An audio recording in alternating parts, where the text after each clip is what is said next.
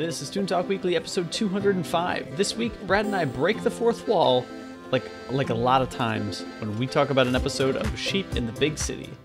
The Big City! City of dreams! Town of opportunity! Borough of people! That's right, folks. It ain't easy being the only sheep in the big city. How can it be easy when rich ladies hate you? Filthy sheep! Filthy sheep! The media makes fun of you. I'm a dummy! And ticket prices for sheep are tens of thousands of dollars. Yeah, it's tough.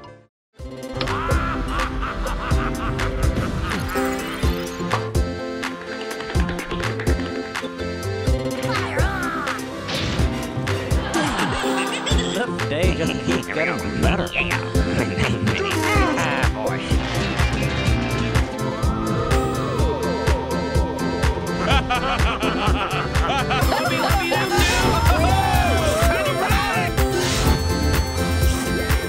I'm ready.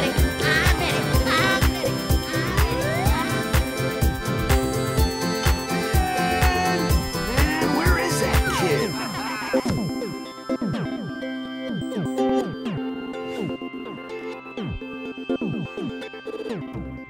Hey everybody, it's Tuesday once again. That means it's time for another episode of the weekly cartoon podcast, Toon Talk Weekly. That is, of course, this show. Thank you for joining us once again to chat some cartoons this week. I'm not the only voice you're going to hear. I'm Jake Williams. I brought along my good buddy once again this week, Brad Chmielewski. What's going on, Brad? Hey, how's it going? It's going pretty well. I feel like I just saw you because I totally did. Yeah, we did, actually, in person, not just via Skype, so that was good. Yeah, and I think we even talked. We might have even brought up some cartoons this past weekend. We might have. There might have been some cartoon talk. I Shirt didn't Tales for sure.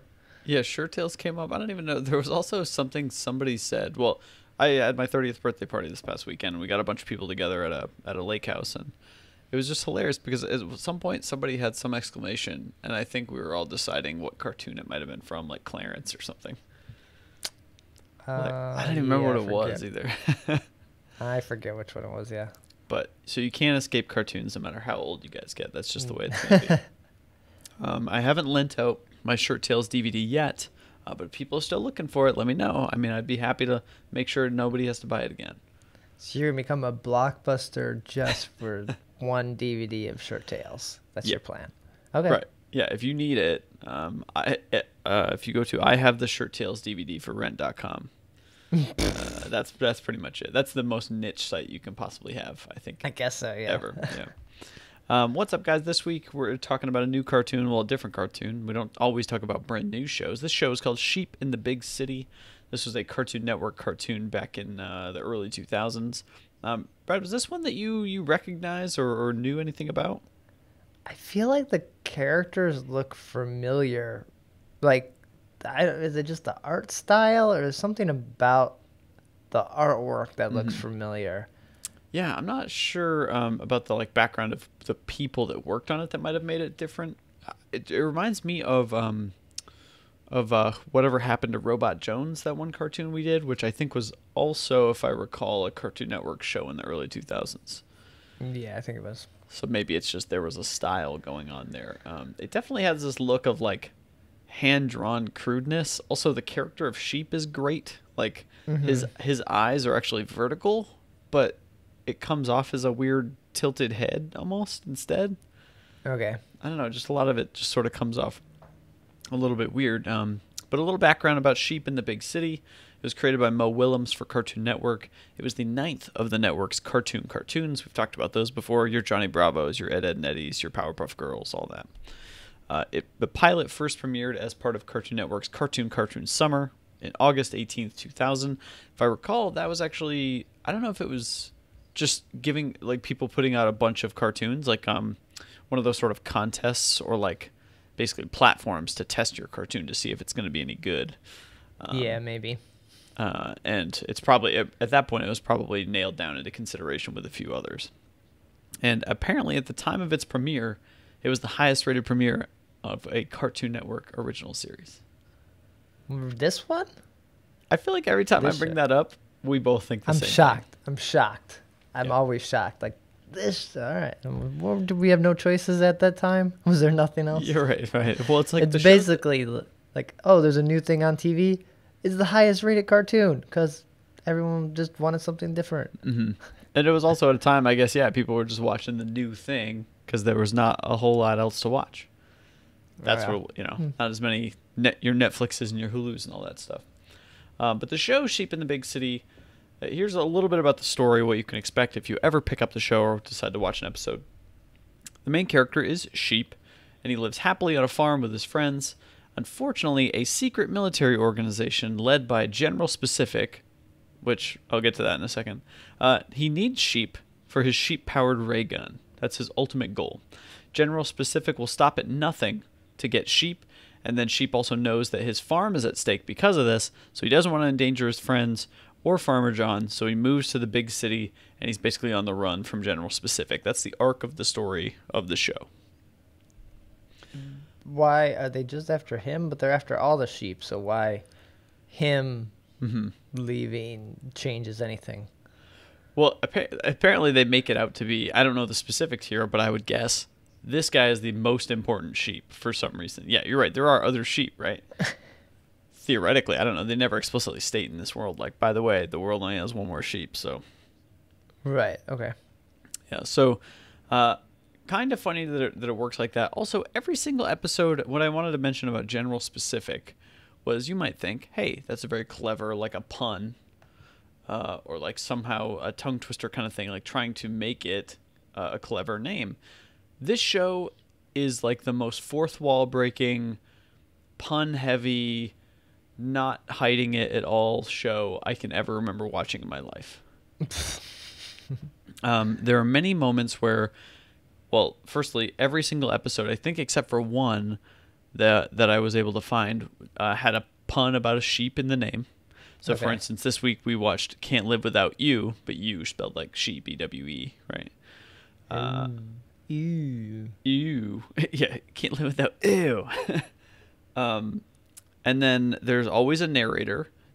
Each episode is broken up into like 2 or 3 chapters, and the narrator sometimes will be cut to as he's reading like a promo for like an in-between commercial that happened.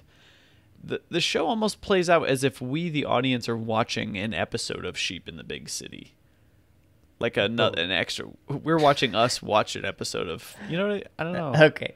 Oh, because I was like, it's like we're watching Sheep in the Big City. Yeah, we are. And yeah, I guess it's like we're watching a person watch Sheep in the Big City or something. And there's always, it has a little bit of a variety show type element to it, which is, Confusing?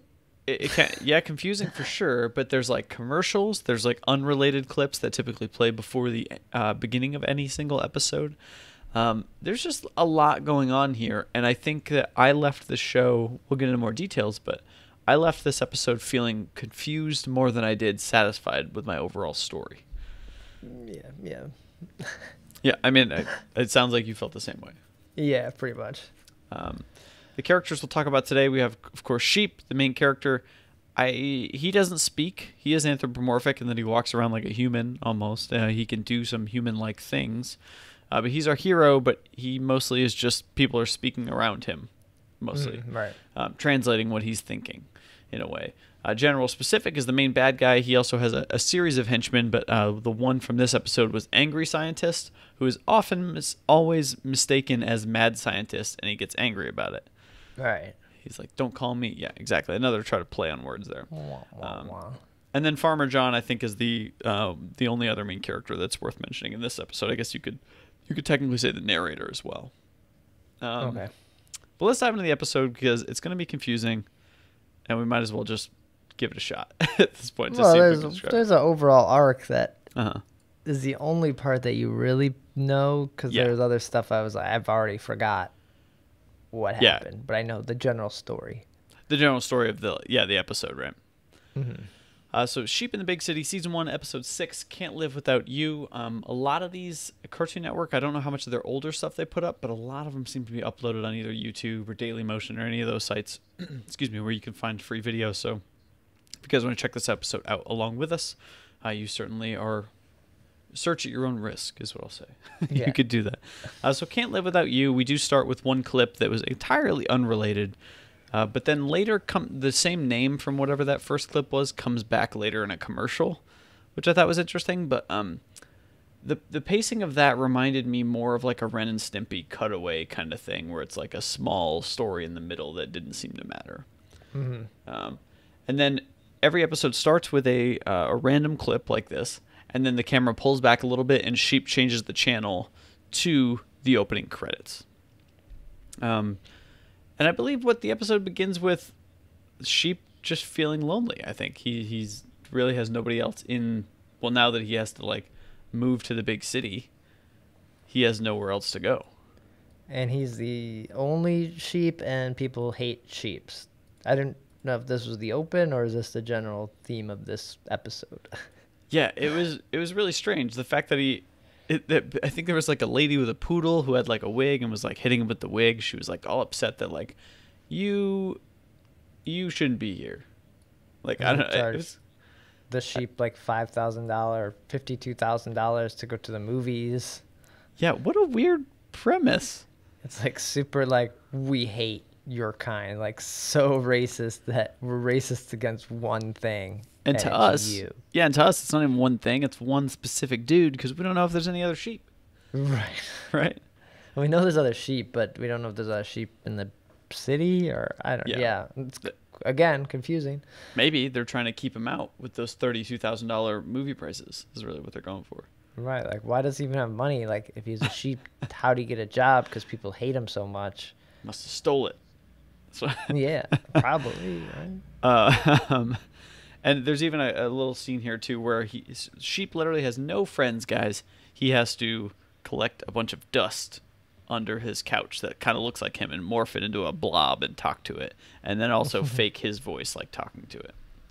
Yeah. We do get a cutaway to the secret military organization and General Specific and the angry scientist giving 3 of their are they generals? I can't remember. They also had or not generals. They had majors, because their names were like Major Pain, Major Appliance, Major Television Event.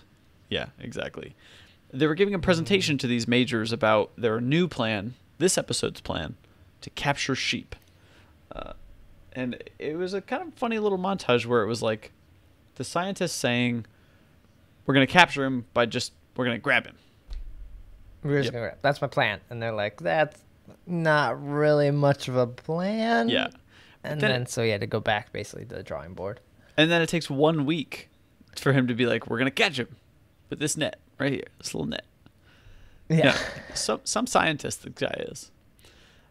Ultimately, we end up getting that the plan will be to hold it's not much different actually, to hold a fake sheep convention where they're all going to dress up as sheep so that sheep will come and hang out or whatever. Right, because he's like, oh, he's got to be lonely, and we know he's lonely because we think he's the only sheep here. Wouldn't he, like, obviously be like, I know I'm the only sheep. There's no sheep convention. Yeah. But then they're going to have this convention, and then we'll catch him with this little net. Like, he still wanted the net. He was sold on it. He couldn't convince otherwise. He's going with that. Mm-hmm. The secret military organization will go to the big city. Yes? And be holding a fake sheep convention. We will be disguised ourselves as sheep. The plotting device assures me the sheep will be attending. Hello. And when he does, we grab him with this net. Oddly brilliant. Any questions, men? Will there be any seminars on sheep-related issues? Of course not. It's an entirely fakeness sheep convention. So you're not planning on any guest speakers? No speaking guesters. Then it's not really much of a sheep convention, is it? It is not supposing to be. It is a trap. The sheep convention is a trap. And so we do get one small scene where we do have a commercial for like an auto, I don't know, some like used auto commercial that was completely unrelated to the episode, but this is Sheep in the Big City. It's like, feels like we're watching somebody watch TV in a way. Yeah, it also feels like a variety show, like a Saturday Night Live kind of. Yeah. Just skits after skits that Yeah, it don't make any sense. And they kept also cutting back to what felt more like a news report, or like the narrator was asking Farmer John back at the farm, like what it's like without sheep, and all the other animals were leaving too. I didn't really know why they were leaving. Did they not like the farmer, or they're like, oh, sheep's got it made in the city, like I should go there? I don't know. So Yeah. confused. No, they totally don't explain it. There was another commercial that was like, what if we're a restaurant and the whole thing is that we treat you like your family, and so like your mom comes in and yells at you even though you don't know who this lady is, and I don't know, it's just these weird, it's like the creators had these weird, or the writers had these weird one-off jokes or conversations, and they're like, yeah, let's just make it into like a commercial and throw it in the show. Yeah, it's like we can't write a whole episode of sheep, but we can write a bunch of random things. There's also the Sombrero Brothers, like little commercial. Lots of narrator bits in this one.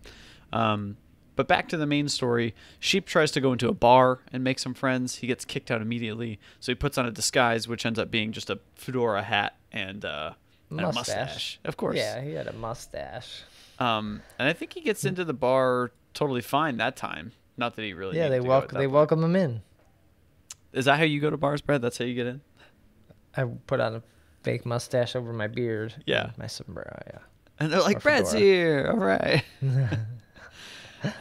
So at the sheep convention, we're seeing all the generals and the majors or whatever all putting on these fake sheep costumes, which are hilarious because they look exactly like the same weird sheep character design. But of course, they're fatter or longer or taller or whatever based on who's wearing the costume. So of course, And we you the can audience see their legs Yeah. through them. Like under. Oh yeah, they're just like sheep jackets basically. Yeah, they're like pullovers, like yeah. Yeah. They look really cozy. I gotta say that. That's Yeah, probably they the like best thing I that. got. What Gary V has that hoodie. That's the Macho Man. It's kind of like that. Oh yeah, where you a little zip bit. it up. That's a good. I like that. We do get sheep reading the big sign that calls it the sheep convention. All sheep are welcome. This is a real sheep convention, not a trap. There's no reason to be suspicious, and it's starting right now. And there was a weird thing here, a scene where sheep is reading that sign, the camera's panning down, and we, the audience, are reading it with him. And the voice is saying the sign's words. And it's a guy next to him that just says, I love to read. Like, sheep, because sheep can't talk, so... Yeah. They do have some clever ways they kind of get around the way they built the sheep character. So all the majors are hanging out. They're all having drinks, talking about whatever boring thing they're talking about. And in walks Sheep to this convention, excited to meet some friends. Of course, it's not a trap, so it's totally fine. He's still got his mustache and his hat on. And what does he come to find out about this conference, Brad? Well, one of the sheep, is it the angry scientist, like, sheep still isn't showing up, but we got this guy in the mustache. He just got here. And then the fake sheep, they're talking, and sheep realizes they're boring. They were talking about, like, grazing. Yeah. I guess they were trying to be in character. So, like, let's talk about eating some grass. I Real kind of good, right? I love this twist where the narrator's just like, he doesn't want to hang out with boring sheep, and he just Yeah. leaves. So they don't capture him in this episode, is basically what happens. So I says to him, as a sheep, I love hanging out and grazing. I know what you're talking about. As a sheep, I too really like grazing. Are you fellow sheep talking about grazing? Because if you are, I'd love to join in the sheepy conversation. As Sheep surveys the scene, he makes an important discovery. Graze. These sheep are boring! Sheep doesn't need to hang out with boring sheep just because they're sheep. He can be his own sheep, independent, sassy, and living in the big city. But then the farmer shows up and basically takes all the sheep because he needed a new flock, or the fake sheep. Yeah. And they're like, no, we're people in costumes. And he's like, that's exactly what a sheep would say or something. Yeah. So they painted themselves into a nice funny thing here. And then I think after this moment, Sheep realizes, like, he gets this confidence that's, you know what, I can just be me. I don't need anybody else. I can do this on my own. Yeah. And of course, so General Specific and his henchmen sort of fail in this episode once again. I guess that's the overall story of this is season 1, episode 6. Can't Live Without You of Sheep in the Big City. The overall story, Brad, is every episode him trying to capture sheep for this ray gun. Okay. Is every episode sheep being a second-class citizen too? Ooh, I don't know. That's a good question. I did read about one episode though where they actually capture sheep. An angry scientist, again with the fourth wall breaking, basically says, "I didn't prepare it. Like, it's not ready. The death ray is not ready yet. I kind of assumed that you would never catch him, as it kind of drives the story forward." Yeah, okay, that's pretty good. There's also another character called Plot Device that sometimes they bring out to like different things. So there's all sorts of weird things about sheep in the big city. But Brad, after watching this one episode, what were your thoughts about it? Yeah, like I said, it's confusing.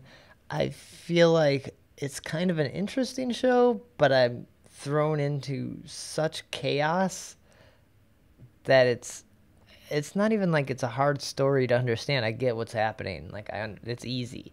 Yeah. But because there's just so much going on, it's like, what am I watching and why am I watching it? Mm-hmm.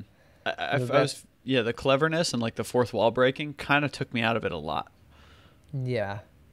And some of the jokes, I get that they were made to go, you know, you have those bits that like again, and they keep saying the same thing over and over again. It's supposed to like, oh yeah, that's funny. Oh, now it's not. Yeah, now it's not. Now it's not. Oh yeah, now it's funny again. So okay, yeah, like kind of a little bit of a weird pacing there. But I feel like if it was more adult, it would be a really good like Adult Swim kind of show. Like they could, yeah. I could see that. Yeah, definitely like playing it up more. I think there's a fine line when you try to be too clever or try to break the fourth wall a lot. And I think the line is like they're way overstepping it here into the absurd, trying to make almost everything is a clever play, or like basically nothing is off limits for what could potentially break you out of the fact that you are watching a television show that has a written outcome, and like the characters also know that they're written in and that kind of thing. I think this steps over the line quite a bit. That's not a bad thing. It's just like it knows what it is, and it doesn't try to hide from the fact. It went all the way. It didn't go halfway. It didn't like barely do it. Whereas a lot of cartoons tend to, you know, I don't know, I can think of like a Garfield or Sonic the Hedgehog. Those shows, yeah, there's some fourth wall breaking, but it's like looking at the camera to say a thought or something. It's not. Yeah, Tiny Toons goes maybe farther. Yep. But. Yeah. But this seemed like way out there. Just maybe the joke. I wasn't really sure where the wall was, like you said in the beginning. Were we watching someone watching sheep, or are they breaking that fourth wall? So you're kind of a little unsure of where it is. Mm-hmm. I think the joke you're thinking of, by the way, was the auto commercial where he's like, "Oh, are you dancing because you love the savings at this discount auto?" And it's like, "No, I just like dancing." And the last person's like, "No, we're all here. Just nobody actually cares about your dealership or something." You know, we're just here for dancing. Yeah. Yeah. Like, so kind of weird. It was fun to revisit. I definitely remember the show. I can't say that I watched a ton of it. It was not up there high on my list of my favorite cartoons, but I can remember it premiering. That's for sure, because I think that was the summer where I did almost nothing but stay inside and watch Cartoon Network, because that was the first year I ever had Cartoon Network. And so I do remember that. But let's get out of here. I think that's all we can really say about Sheep at the Big City, or Sheep in the Big City, unless this is some version of Sheep in the Big City and you're watching Sheep watch us talk about Sheep in the Big City episode. Oh my gosh. So back to the narrator. Yeah, cut right to him. Brad, where can people find out more about you when you're not recording Toon Talk Weekly? So you can follow me on Twitter. It's @brad, and then my blog is digitalhitchhiker.com. Great. Guys, go check that out. You can follow me on Twitter @Jacob Williams. And, of course, if you want more Toon Talk Weekly, we're on Twitter @Toon Talk Weekly, Facebook.com/Toon Talk Weekly. We're also over on Google Plus as Toon Talk Weekly as well. Man, I'm surprised they haven't just either gutted that site or made it into a different social network. I feel like no one's talking about it. I don't know. I think it. Yeah, who knows? Still got nice UI. That's why we're over there. And ToonTalkWeekly @gmail.com is the email to send us anything you guys want to know about us, about the show, any episodes you think we should check out, maybe more we need to learn about sheep in the big city that we didn't cover here that you want us to touch on maybe in a later episode. Also, ToonTalkWeekly.com is the main hub for the show where you can find any and all past episodes, as well as this current one you're probably listening to right now. This might be where you found it. We also have episodes over on YouTube as well, which you can find the links at ToonTalkWeekly.com in the episode posts kind of individually. So that's going to do it for this week's cartoon. Still coming off the birthday weekend, so I do not have a cartoon prepared to let you guys know what we're doing next week. But hey, we haven't failed yet. Knock on wood. So we will be back next week for another cartoon. Like, that's just what's going to happen. You know, it should be fine. So that's going to do it for this week's episode of Toon Talk Weekly. Join us next week when we chat about another cartoon. Take care.